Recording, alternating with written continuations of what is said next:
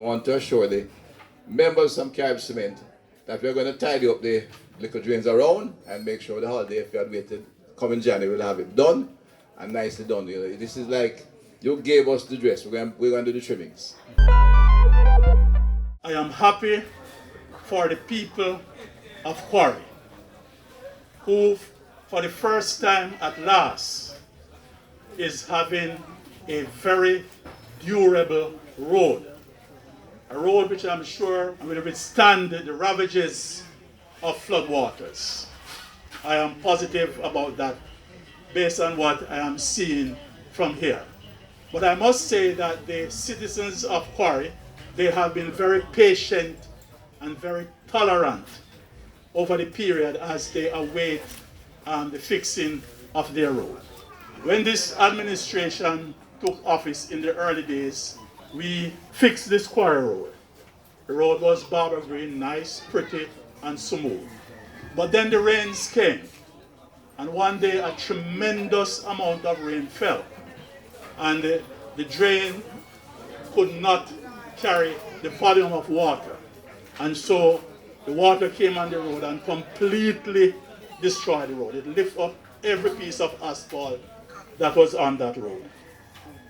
And so our member of parliament had to try and find money again to fix the road.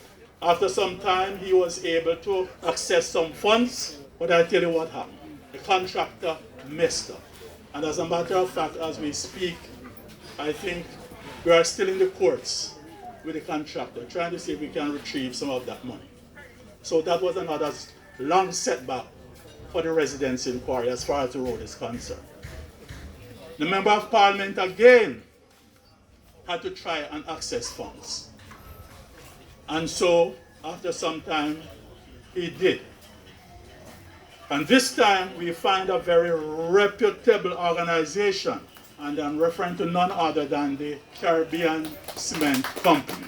So it's a pleasure, of course, to inaugurate this kind of projects, which are the best thing that we do, honestly talking, to see how, you know, the impact of what we do every day, producing cement, and then bringing also the knowledge of these kind of solutions to the community. So thanks for having us. I'm happy to know that despite the challenges of the pandemic, we as a company are still able to do these kind of projects and to benefit the communities all around Jamaica. Assisting communities, of course, is our DNA and continues to be an important feature of our social impact program at Carib Cement, and one that we, of course, don't have any doubts that will continue in the future. Ladies and gentlemen, regarding to this project, this is an important one. I was checking, and I think it's the biggest project CSR-wise we've ever made in Jamaica. So I'm very glad to see that it's here.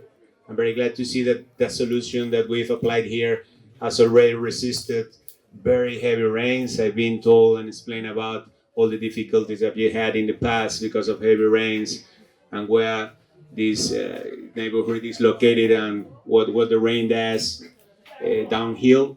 So I've been told that you already had a big test in form of very strong waters coming down, and the paving is still here, and I can promise you it's going to be with you for a lot of years, hopefully 50 or 60 years or more.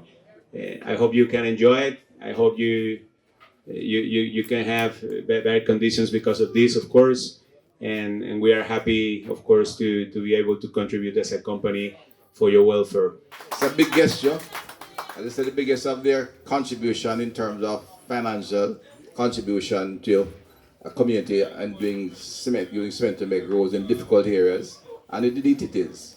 The value of it, as I said before, over $40 million. And although people are inquiring, they came and did the work themselves, their own engineers, and they paid the people, the workers themselves. Nothing went through the hands or the coffers of government. I think it needs to be made clear the cement company did and made a contribution to the community of Quarry in Montego Bay. In addition to that, Quarry is a community which has had a long history, and it may outline to you. The first I did the road in the pavement, I was quite happy with the road and came in driving on a smooth track, and the community was happy. We all felt good, and the first real heavy rain came. It lifted the pavement like paper and piled it up like. And it has been like that. I think my friend up the house, Randy's house up there, is almost washed away the thing and build a wall there. And the water in here is very heavy. I want to tell my friends from Kingston, extremely heavy when it gets going. The rain we had last week in Montego Bay was even heavier than before.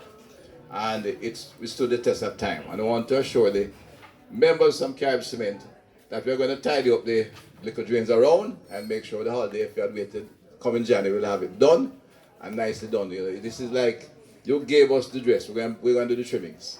And I want to assure you we're going to do it because we feel good about our road and the people in the community feel good about it. I want to give them it perfect. And just to add to it, although this is an urban area, we have titles for all the property in here. So these are property owners. When you fix the road, they'll have a lot more interest in staying here, building up the community and maintaining it. So that's where we're going. When you spend the money and you maybe cost a little bit more, you know. But when you're in geographical areas like this, and you have to fix the road every year, you in fact lose at the back end. It costs taxpayers much more to maintain. Some of you will recall, if you travel to Kingston, what is happening in Fern Gully. It was put in cement some 10 years back, more than 10 years, and has not had any serious damage since then. This road withstood the last flood quite elegantly, again demonstrating that. And the issue of constructing all our civil infrastructure to be resilient is important at this point in time. And you are aware that we only recently signed off to do a perimeter road for Montego Bay. I'm right behind Quarry here.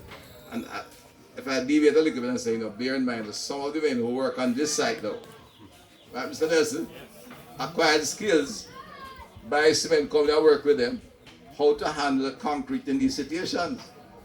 That may well, we need a skill on doing that highway in a few months' time, because we're going to lose a lot of concrete over there. That is one of the infrastructure pieces in the North Coast.